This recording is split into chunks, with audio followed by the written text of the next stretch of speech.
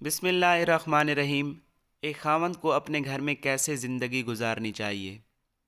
پیارے دوستو، اس کے لیے کچھ اصول بنائے گئے ہیں جن پر اگر خاوند حضرات عمل کر لیں تو گھر کی زندگی پرسکون اور خوشگوار ہو سکتی ہے۔ پہلے دو اصول تفصیلاً میں آپ سے ڈسکس کر چکا ہوں پچھلی ویڈیوز میں۔ آج ہم تیسرے اصول کے بارے میں جاننے کی کوشش کریں گے۔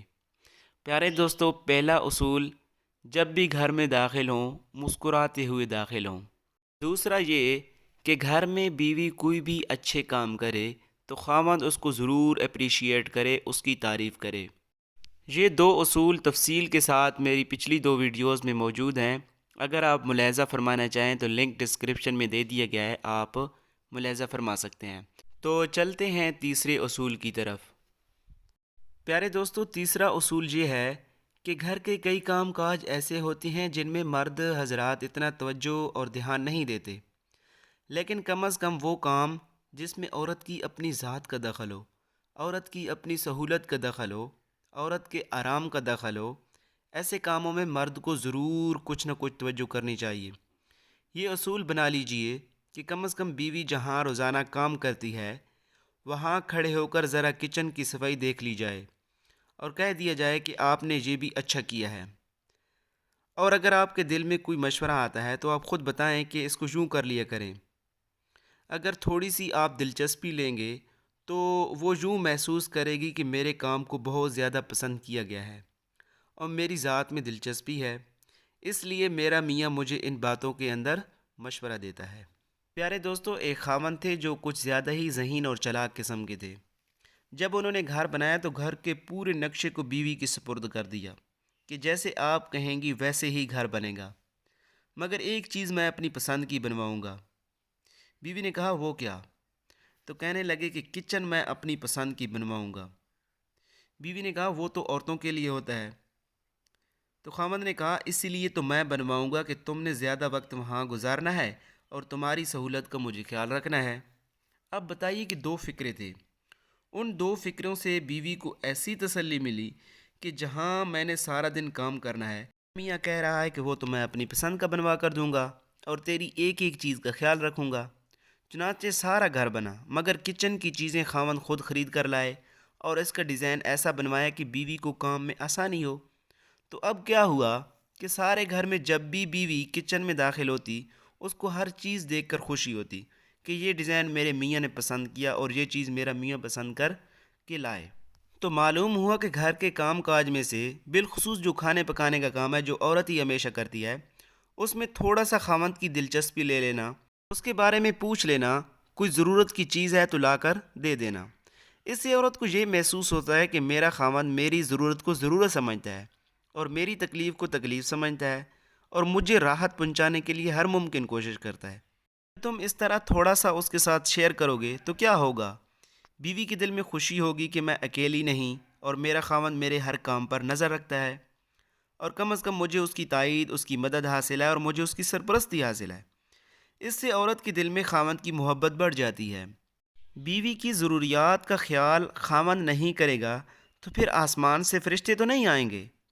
ضرورت تو خاوند کی ہے، فرض بھی اسی کا ہے۔ کیوں نہیں سوچتے کہ حضرت موسیٰ علیہ الصلاۃ والسلام اللہ تعالیٰ کے پیغمبر ہیں اور ان کی بیوی بیمار حالت میں ہیں، اسے سردی لگی اور وقت کے پیغمبر آگ ڈھونڈنے کے لیے چل پڑے، پروردگار کو پسند آئے اور ان کو نبوت سے سرفراز فرما دیا۔ تو معلوم ہوا کہ وقت کے پیغمبر بیوی کی ضروریات کا اتنا خیال رکھتے ہیں، تو ہم بھی اپنے پروردگار کو راضی کرنا چاہتے ہیں، ہمیں بھی چاہیے کہ بیوی کی ضروریات کو سمجھیں۔ یہ وہ عورت ہے جس نے ایک بندے کی خاطر اپنے بھائی کو چھوڑا، بہن کو چھوڑا، ماں باپ کو چھوڑا، قوم کو چھوڑا، قبیلے کو چھوڑا۔ اب اگر وہ بندہ بھی اس کی ضروریات کا خیال نہیں رکھے گا تو پھر اس دنیا میں اس کا کون ہوگا؟ نبی پاک صلی اللہ علیہ وآلہ وسلم کی مبارک سنت تھی کہ کبھی کبھی گھر میں آٹا گوندھ دیتے تھے۔ اللہ کے پیارے پیغمبر جو انسانوں کو دین سکھانے کے لیے آئے، ان کا گھر میں آٹا گوندھنا کوئی چھوٹی سی بات نہیں، اس میں خاوندوں کے لیے بہت بڑا پیغام ہے۔ میں یہ نہیں کہتا کہ آپ جا کر ذرا روٹیاں ہی پکا دینا، مگر یہ ضرور کہتا ہوں کہ اگر کچن کے کام اچھے ہو رہے ہیں تو کم از کم اس کو دو لفظ اچھے کہہ دیجئے کہ ماشاءاللہ آپ نے یہ کام اچھا کیا۔ سیدہ فاطمہ الزہرا رضی اللہ تعالی عنہا اللہ تعالیٰ کے محبوب کی ایسی پیاری بیٹی ہیں جن کو خاتون جنت کہا گیا ہے۔ وہ اپنے گھر میں روٹیاں پکا رہی تھیں۔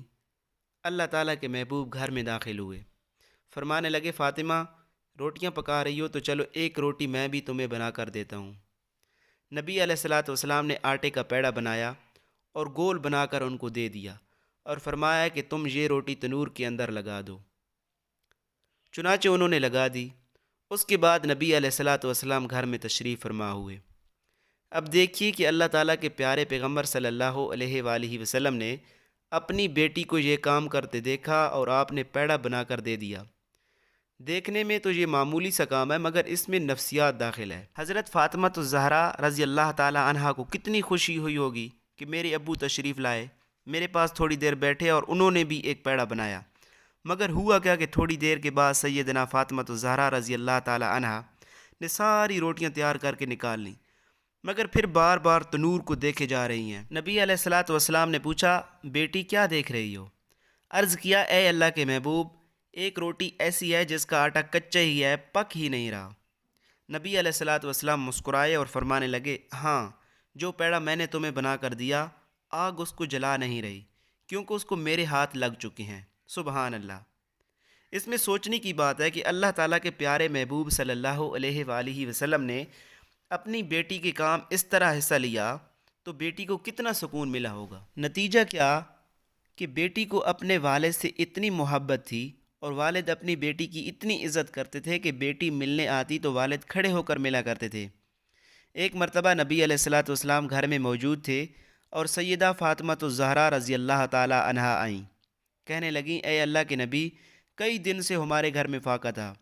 حضرت علی رضی اللہ تعالی عنہ آج کچھ پیسے لائے، میں نے روٹیاں بنائیں۔ ایک روٹی میں نے اپنے لیے، ایک ان کے لیے اور ایک بچوں کے لیے بنائی۔ اپنی روٹی جب میں کھانے لگی تو میرے دل میں خیال آیا فاطمہ تم تو روٹی کھا رہی ہو، کیا پتہ تمہارے والد گرامی کو کھانا ملا یا نہیں ملا۔